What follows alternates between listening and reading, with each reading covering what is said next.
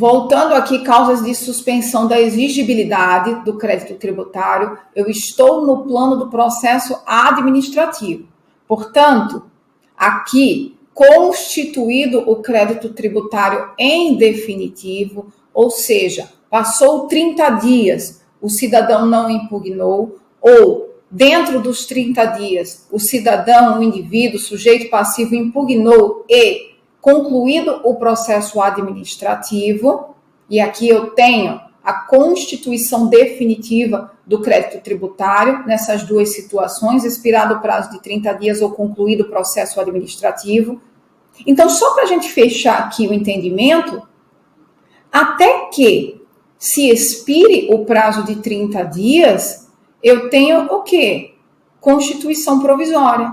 Então, a Fazenda Pública vai lá, constitui o crédito tributário provisoriamente, notifica o contribuinte da constituição provisória. E por que provisória? Porque tem que esperar 30 dias e verificar qual será a conduta do sujeito passivo.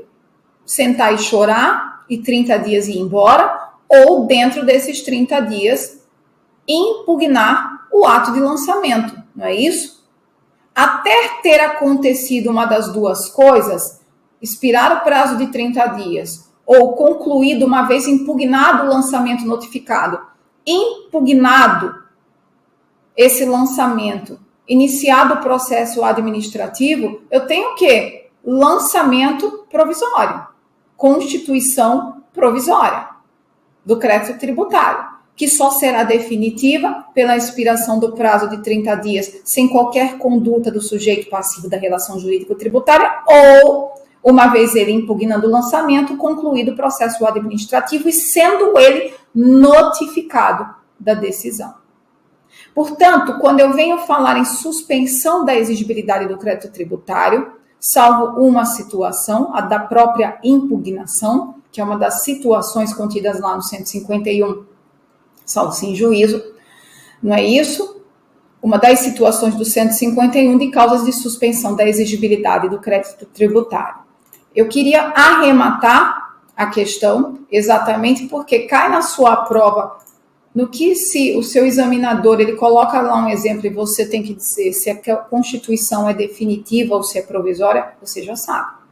Enquanto não encerrado, expirado o prazo e notificado o sujeito passivo da decisão administrativa tributária acerca da sua impugnação, eu tenho todo um tempo uma constituição provisória do crédito tributário. Agora sim, suspensão do crédito tributário, já falei que enquanto estou aqui na seara do processo administrativo, eu falo de suspensão da exigibilidade do crédito tributário, e quando eu estiver lá na execução fiscal, eu falo de execuibilidade, suspensão da execuibilidade do crédito tributário. Deem uma olhada aí no 151 do Código Tributário Nacional, que diz o seguinte, suspendem a exigibilidade do crédito tributário. Gente, ultimamente eu venho sentindo, a minha língua meio travada, eu vou até fazer uma fono, viu? Porque ultimamente, eu não sei se é cansaço, não sei se vocês notaram, mas eu me mudei, né? E mudança só perde para incêndio. Eu nunca vi uma coisa tão trabalhosa quanto mudança, sabe? Só perde, eu nunca mais me mudo. Eu já avisei aqui em casa, eu não me mudo, eu só me mudo agora, né? Daqui a uns 50, 60 anos, para um cemitério, porque é o destino certo de todo mundo. Mas daqui eu não vou mais para canto nenhum, porque eu acho também que é o cansaço e compromete, né, a dicção da gente. Cansaço compromete tudo, né, na vida da gente. Por isso que a gente tem que, inclusive, se livrar logo dessa fase de concurso público. E estamos aqui para ajudá-lo a isso e vamos direto para o 151, sem conversa mole. Suspendem a exigibilidade do crédito tributário. 1. Moratória. 2. o depósito do seu montante integral. Tia Aline, até o momento não estou entendendo nada. Calma, respira, a gente vai chegar lá. 3. As reclamações e os recursos nos termos das leis reguladoras do processo tributário administrativo. 4. A concessão de medida liminar em mandado de segurança. 5. A concessão de medida liminar ou de tutela antecipada em outras espécies de ação judicial, aqui inserido por meio da Lei Complementar 104, porque afinal de contas se cabia em mandado de segurança, porque em uma ação ordinária não. 6. O parcelamento, também inserido pela Lei Complementar 104 de 2001. Parágrafo único.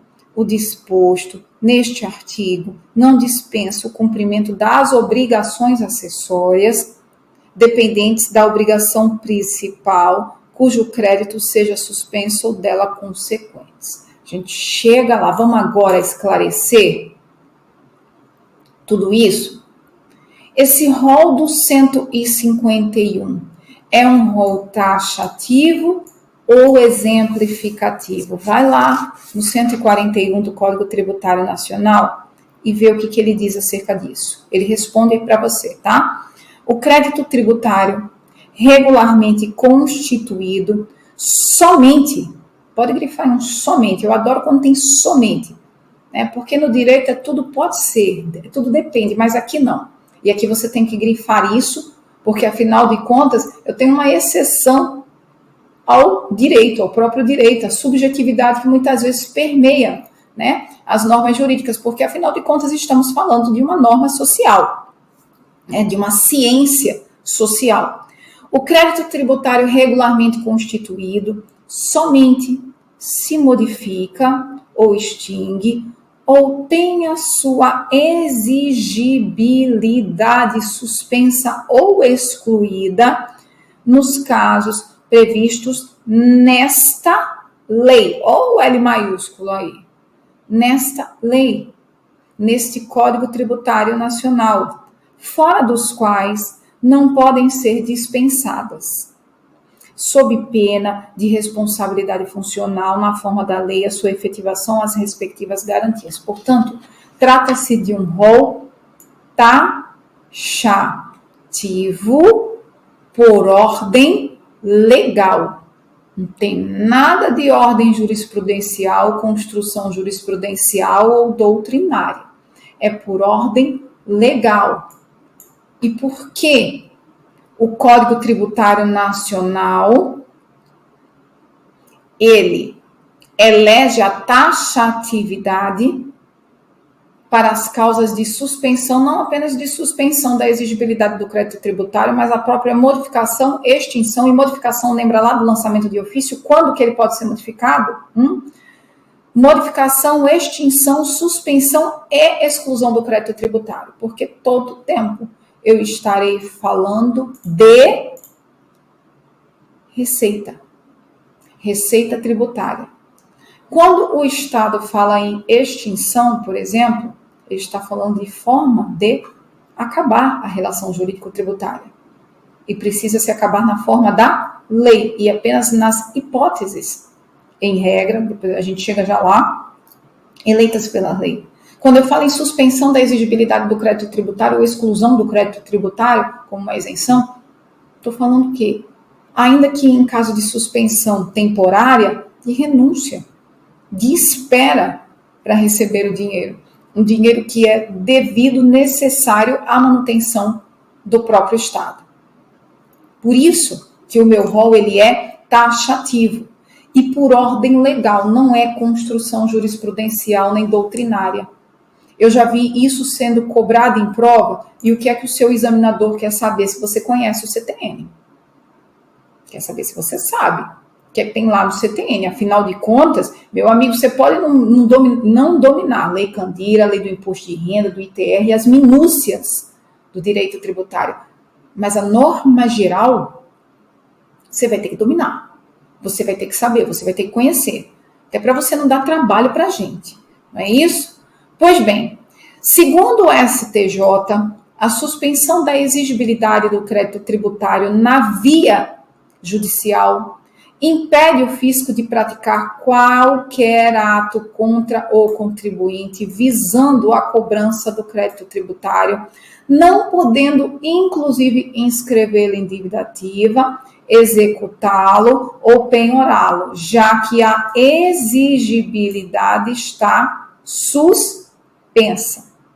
Portanto, proposta uma ação de conhecimento, ou até mesmo inserido na execução fiscal, é reconhecida a exigibilidade, é reconhecida a suspensão da exigibilidade do crédito tributário, a Fazenda Pública não vai poder praticar, segundo o STJ, qualquer ato de cobrança em face do contribuinte. Qual o único que a Fazenda vai poder praticar? Lançar. E por quê? Para evitar a decadência. Porque nós sabemos que o crédito tributário ele precisa ser constituído dentro do prazo decadencial, sob pena da Fazenda Pública perder o direito de constituir o crédito tributário. E como estamos falando de um prazo decadencial que dispara e vai embora e não espera por ninguém, interrompa-se, suspensa, pode acontecer o que for, prazo decadencial, meu amigo, ele disparou, já era. Então, a Fazenda Pública vai esperar a contenda acabar no judiciário?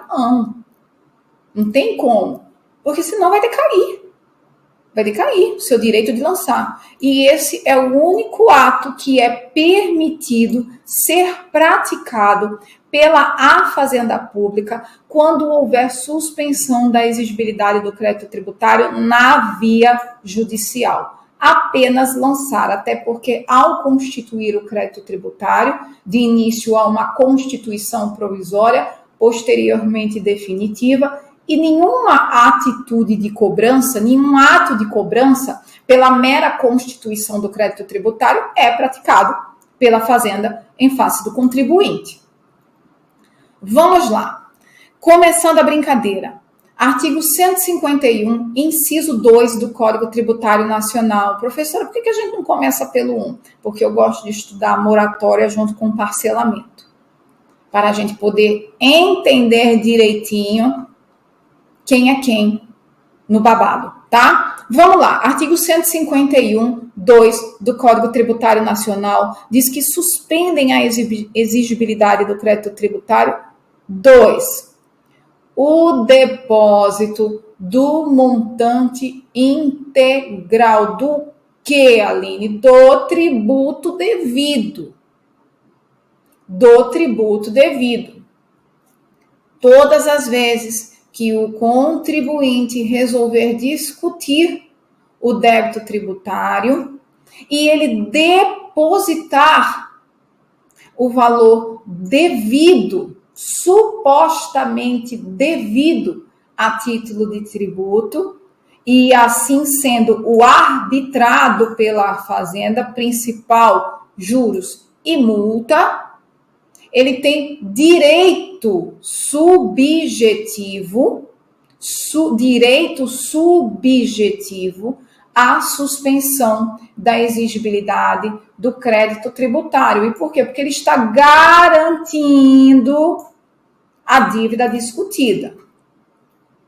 E aí, percebam, quando eu falo em depósito do montante integral, isso pode se dar tanto na esfera administrativa, o que não é obrigatório, a Fazenda Pública, segundo o Supremo Tribunal Federal, não pode condicionar a discussão administrativa ao depósito do valor do tributo. Porém, o contribuinte, nem, obviamente, em esfera judicial, porém, o contribuinte, ele pode querer garantir tanto a esfera administrativa quanto a esfera judicial. A uma, a título de demonstrar a sua boa-fé. A duas, para o quê? Estancar a sangria dos juros de mora. A ideia é essa. E todas as vezes que o sujeito passivo, ele deposita integralmente o valor devido e dito pela fazenda, não é o que ele está dizendo que ele acha que deve não, tá? Porque se ele depositar o que ele acha que deve, não há suspensão da exigibilidade do crédito tributário. Ele não tem direito subjetivo. Mas, se ele deposita integralmente o valor do tributo devido segundo a Fazenda Pública, com todas, inclusive, verbas acessórias, ele tem direito subjetivo à suspensão da exigibilidade do crédito tributário.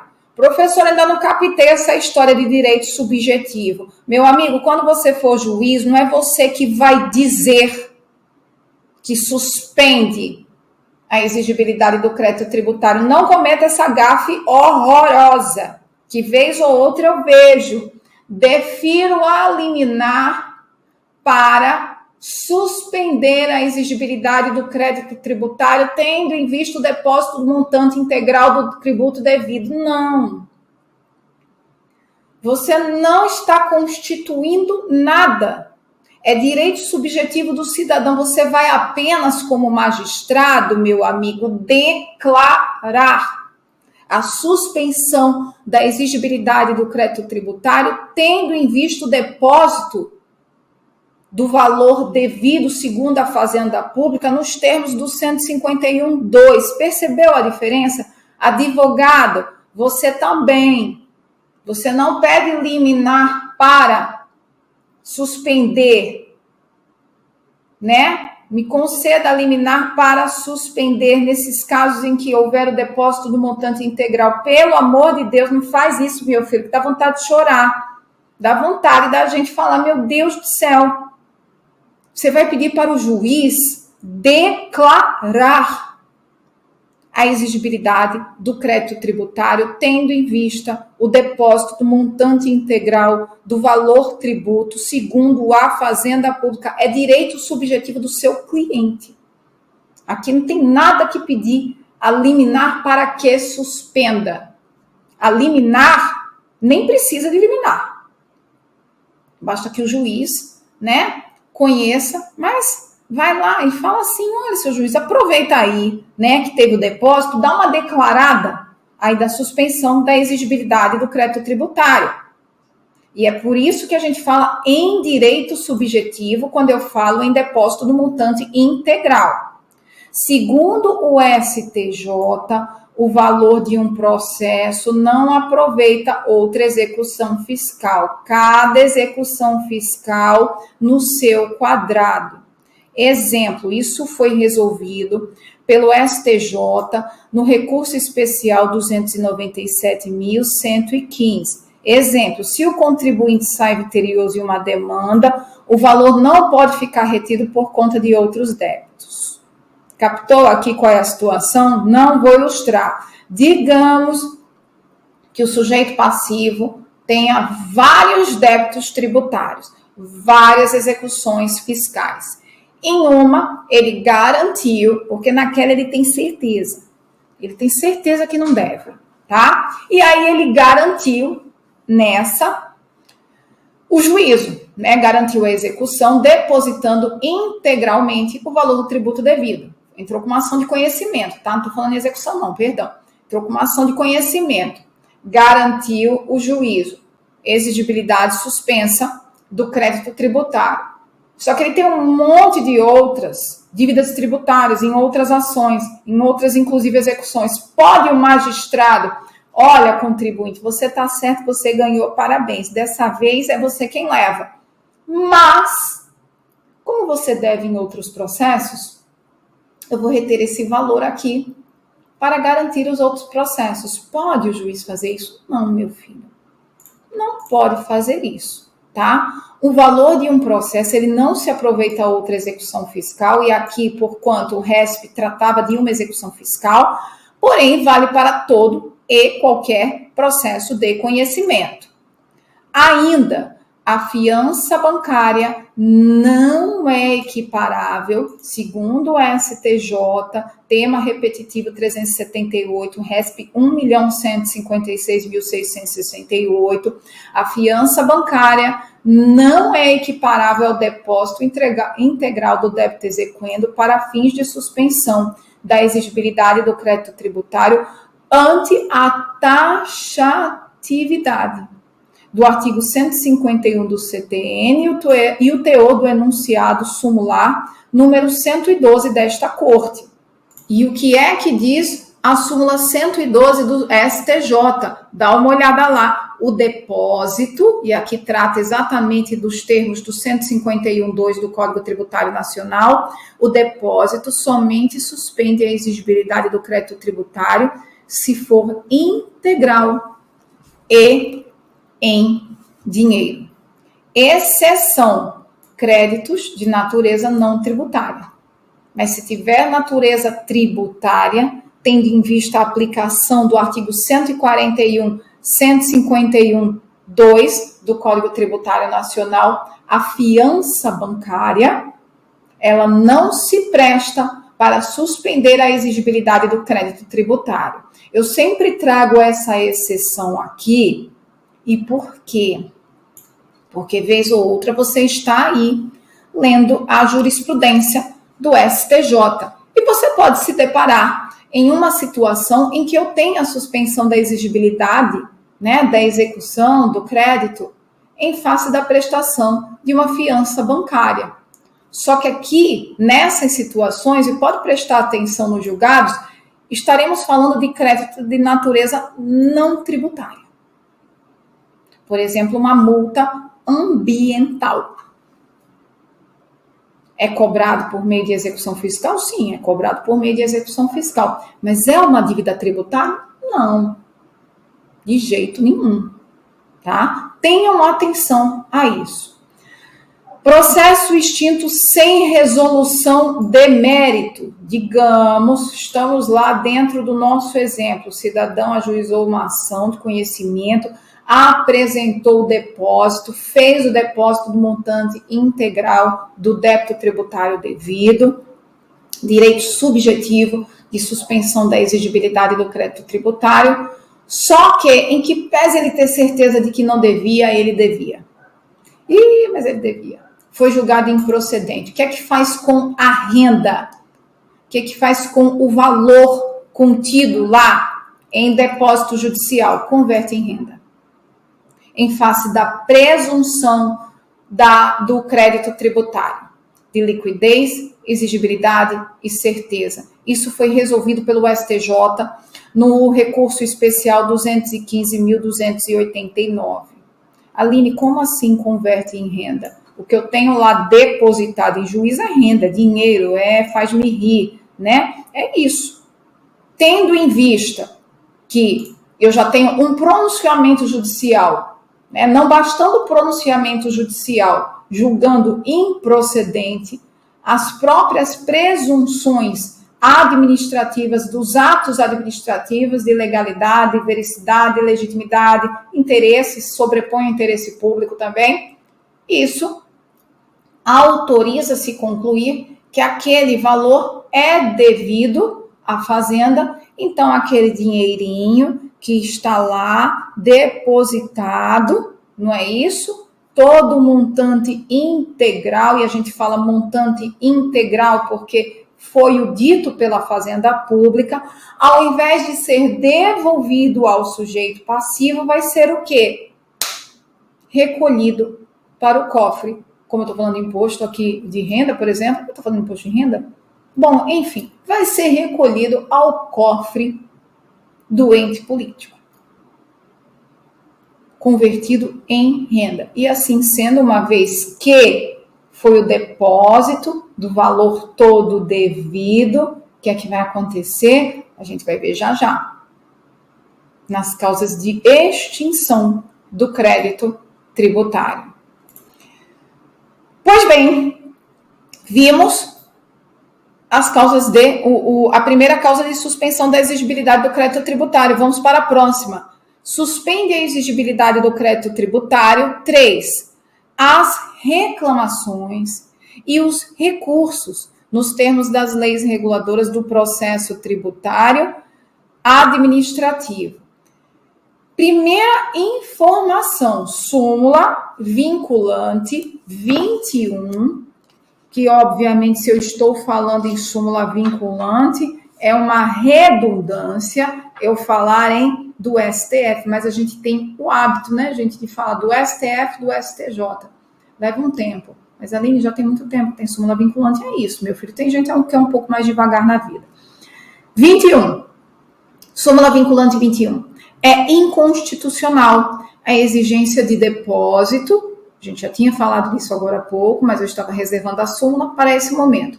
É inconstitucional a exigência de depósito ou arrolamento prévios de dinheiro ou bens para admissibilidade de recurso administrativo. O STJ, na sua súmula 373, da mesma forma, diz que é ilegítima a exigência de depósito prévio para admissibilidade de recurso administrativo. Todas as vezes que o cidadão deflagrar o processo administrativo ou recorrer das decisões nos termos das leis reguladoras do processo tributário administrativo, haverá a suspensão da exigibilidade do crédito tributário. Só que aqui, vejam, eu estou no plano, lembra lá qual é o módulo? Crédito tributário. Então, eu estou no plano da conversa falando sobre a Constituição e sobre o próprio crédito tributário. Portanto, a reclamação e o recurso que suspende a exigibilidade do crédito tributário, só podendo, segundo o STJ, o fisco só cobrar quando encerrado o processo administrativo, deve tratar de crédito tributário. E plano de quê? Do lançamento, da constituição provisória do crédito tributário. O contribuinte que discute matéria diversa do lançamento, da constituição do crédito tributário, ele pode se valer da causa de suspensão da exigibilidade do crédito tributário, reclamações e recursos, por meio de reclamações e recursos administrativo-tributários? Veja, vamos pensar. A gente já viu aqui a resposta do STJ. Não. Recurso especial 1.372.368. Mas por quê? Porque quando eu falo em outra matéria que não seja a constituição do crédito tributário, o meu crédito tributário já está o quê? Constituído, precluiu, em definitivo, notificado em definitivo, não é isso? Ou expirado os 30 dias, crédito tributário constituído. Ainda que eu vá discutir isso na esfera judicial.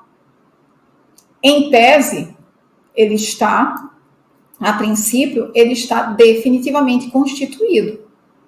E aqui não cabe suspensão da exigibilidade do crédito tributário se eu for discutir outra matéria, senão lançamento. Porque o que se suspende é o crédito tributário. Na discussão em processo administrativo. O que se discute é o próprio lançamento. É o lançamento, a matéria de lançamento, deixa eu ser bem clara aqui, é a matéria de lançamento discutida em impugnações, que é a mesma coisa que reclamação, e nos recursos administrativos, que autoriza a incidência do 151.3. Se for qualquer outra matéria, uma vez que não se trata mais de discussão do crédito tributário, não há suspensão da exigibilidade do crédito tributário. Exemplo, discussão sobre exclusão em programa de parcelamento tributário. O indivíduo deve, né? E quando a gente fala em parcelamento, nós estamos falando em quê? em dívida. Se eu falo em parcelamento em dívida, crédito tributário já constituído. Já passou essa parte de discutir. Portanto, se o contribuinte está inserido em um programa de parcelamento, ele descumpre alguma regra do parcelamento e ele quer discutir essa exclusão dele do parcelamento, eu estou discutindo matéria acerca do crédito tributário? Não. Não.